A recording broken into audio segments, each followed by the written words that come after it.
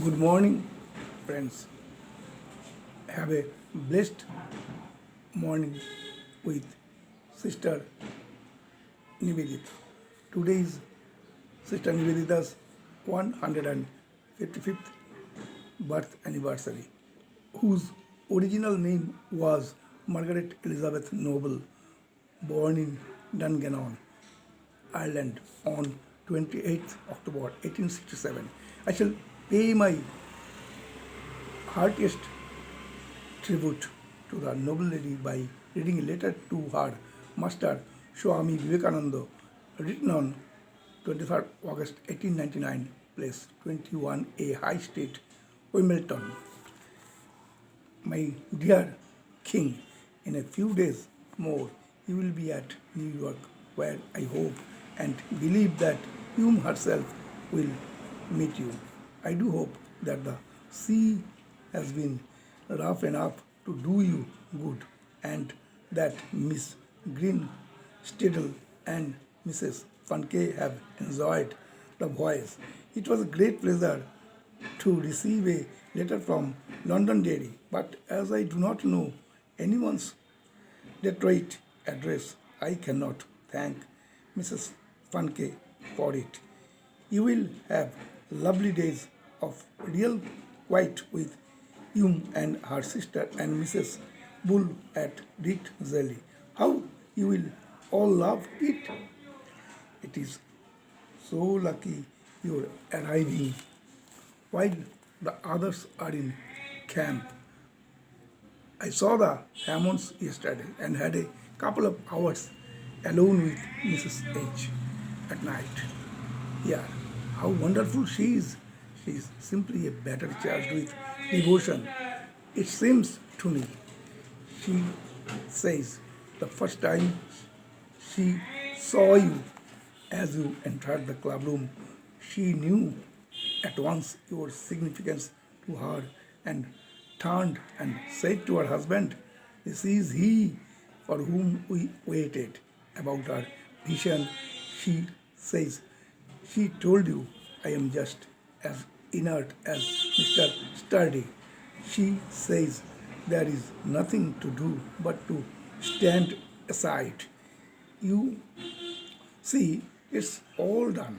It's all right now. But I am much mistaken if some day the Hammonds and Thompson both do not follow more or less in the footsteps of the services. I had a visit from your disciple, Miss Frances Williams of Epsom, who spoke with tremendous feeling of the peace and meaning that you had brought into her life by a sentence in the lecture here and there, and then by just a word about concentrating her mind on the heart. She cannot tell what it means or why. It helped her, she said, but as a matter of fact, her life is now satisfied and at peace.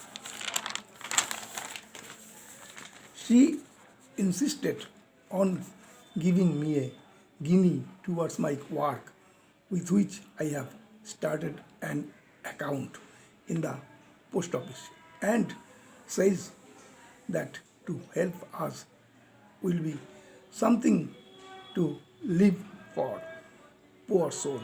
She came to hear about India, but I discovered that she had once been in a convent, and I kept her talking about rules and organization.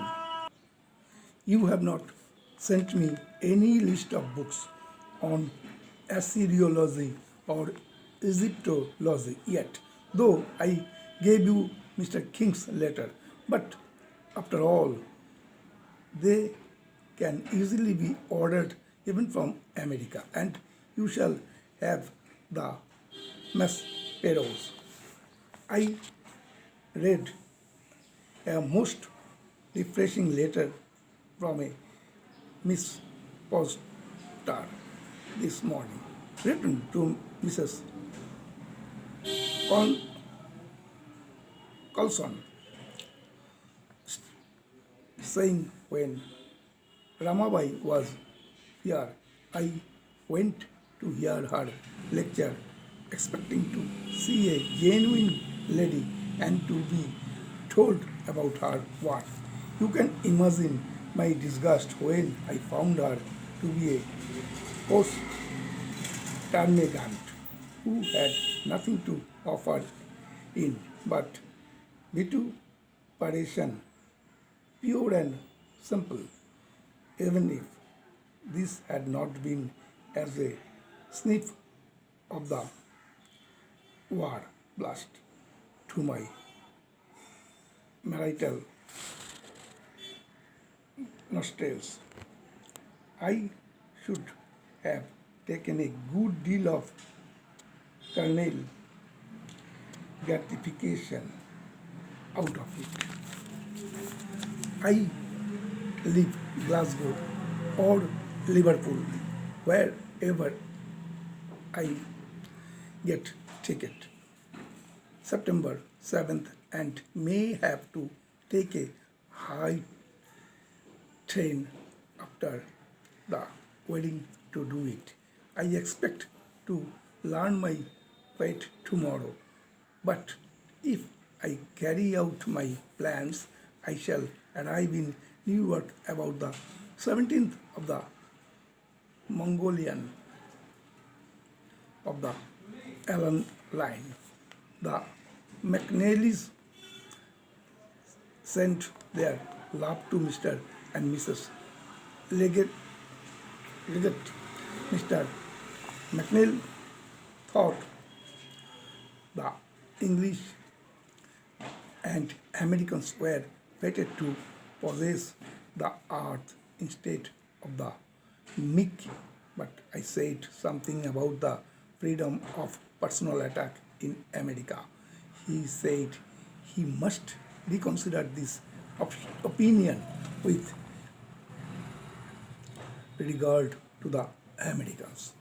The white assumption of respect for you in every way by men like this who stand outside the circle of